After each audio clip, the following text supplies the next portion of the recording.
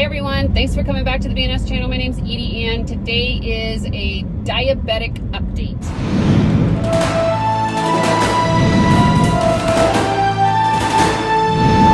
If you go back and look at you from years ago, you will see that I actually had a playlist.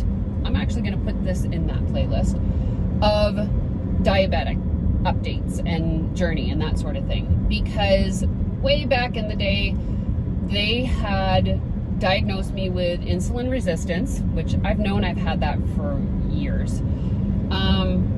They never really put me on, I'm trying to remember, I almost feel like they put me on metformin at one point and took me off of it pretty quickly. And so I think it was more diet, nutrition, and that sort of thing that I was trying to fight insulin resistance with. Until it bit me in the butt and ended up becoming full-blown diabetes, which I kind of knew. This is my own thing. My dad passed away when he was 56 years old. He was a brittle diabetic, type 1. And I witnessed, experienced, and had plenty of knowledge about diabetes from a very early age, like 6. And so I just always felt that things that I watched my father go through, I really saw a lot of those things with me, and I was never diagnosed with it because my sugars, my A1C stayed in the 5.6 range, which is kind of high for younger.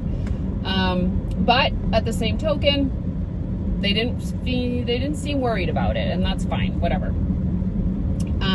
But here we are today. I am type 2. I also have hypoglycemia. Nocturnal hypoglycemia, so my sugar drops when I'm sleeping, and so I have to be mindful of that before bed, and most of it can be maintained through diet, exercise, but they have also put me on a GLP-1. GLP-1s have been around for a really long time for diabetes. They just recently were or are being used for weight loss management. And so they started me on Trulicity. Trulicity was the lowest dose that they could provide to see if I would have side effects. I handled it very well. I did go up to the highest dose, which was 4.5, and it still was not maintaining my sugar spikes. And so they switched me over to Ozempic, and that has been perfect. I am on 1 milligram once a week, and my sugars do not spike like they used to. The only thing I'm having to still monitor are my lows at night when I go to bed. And so typically what I do is have a little snack, protein snack before I go to bed. Like toast with peanut butter is like the perfect snack for me, or a banana with peanut butter. And it keeps my sugars regular all night long. If I forget to have a snack, I usually drop in the 40s and 50s during the night, and I have to get up and have something to eat. Other than that, I'm still having to be very, very mindful of what I eat. Sugars. Chocolate is like the only sugar that I can have that seems to have the right effect on my sugars, but carbs are not very good for me. I tend to spike with white rice. That is a big, big spiker. Pastas sometimes will make me spike, especially if there's like a tomato sauce with it. So I have to be mindful of that. So I'm learning what foods I have, and a lot of my ability to learn is through my CGM. I have a continuous glucose monitor that I have. I use the Libre 3 Plus, which I love. It monitors through my phone, and I'm able to check my sugar anytime I want. And so that has been a really good blessing because it helps me to navigate the foods that I'm eating. I think that I am a very well-maintained diabetic.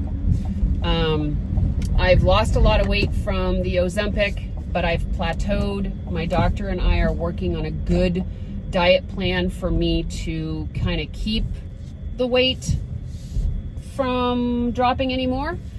Never in a million years did I think that I would have to work on a diet that was going to actually maintain weight or keep my weight up? Never.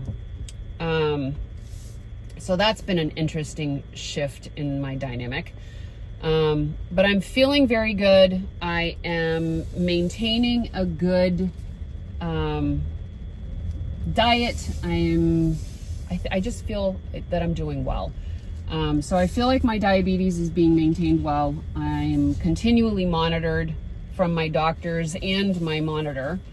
And it gives me the ability to live a life that is much more livable. Does that make sense? Yeah. And you know what's funny is, like, the skills that I learned from my gastric bypass was protein first, fiber second, and then fats and carbs, right? And that type of mentality, or that type of approach when it comes to food, is actually perfect for diabetes.